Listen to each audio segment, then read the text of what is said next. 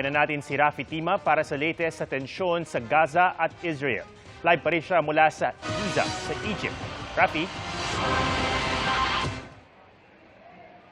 Salamat, Atom. Sa gitna ng patuloy na opensiba ng Israeli Defense Force sa Gaza, inaabangan ngayon ang resulta ng muling pagbisita sa Israel ni U.S. Secretary of State Antony Blinken. Ang panawagan ng Amerika, humanitarian pause sa gulo. Samantala mula Israel naman ay naiuwi na ang 12 sa 4 na Pilipinong nasawi sa Israel. At kaugnay niyan, live sa Parañaque, si Sandra Aguinaldo. Sandra? Yes, Rafi, bago nga mag-alas 3 ng hapon ay lumapag na sa NAIA ang eroplano na may dala sa labi ni Angeline Aguirre. At makalipas po ang 2 oras ay nakita ng kanyang pamilya sa unang pagkakataon ang kinalalagyan ni Angeline. Nagdadalamhati ang asawa at 2 kapatid ni Angeline Peralta Aguirre. Emosyonal din ang tiyahin ni Angeline na si Violeta, na anak na ang turing sa kanya dahil siya daw ang nagpalaki dito. Binigyan sila ng pagkakataon na pribadong makita sa unang pagkakataon ang kinalalagyan ng labi ni Angeline. Pagkatapos nito, inilipat na ang kanyang mga labi sa sasakyang maghahatid sa kanya sa Pangasinan. Ang kanyang pamilya, diretso na rin sa sasakyan para makasunod sa pagbiyahe ng kanyang labi sa Pangasinan.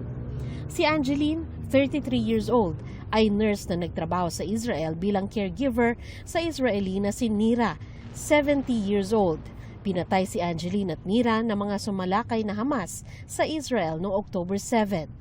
Pinuri nga si Angeline ng Deputy Mayor ng Jerusalem at tinawag na bayani dahil hindi iniwan ang kanyang alaga hanggang sa huli.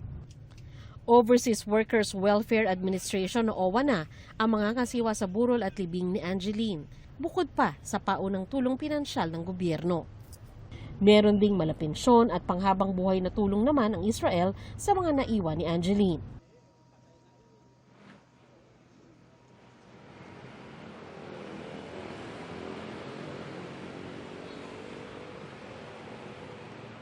Rafi, tiniyak naman ng OWA Administrator na si Arnel Ignacio yung tulong mula sa gobyerno ng Pilipinas at maging tulong mula sa gobyerno ng Israel. Sa Lunes naman po ay naasahan na darating na rin ang labi ng ating kababayan na si Grace Prodigo Cabrera. Isa rin po siya sa 4 na Pilipinong namatay sa Israel. Yan muna po pinakahulang ulat mula dito sa Parañaque. Rafi?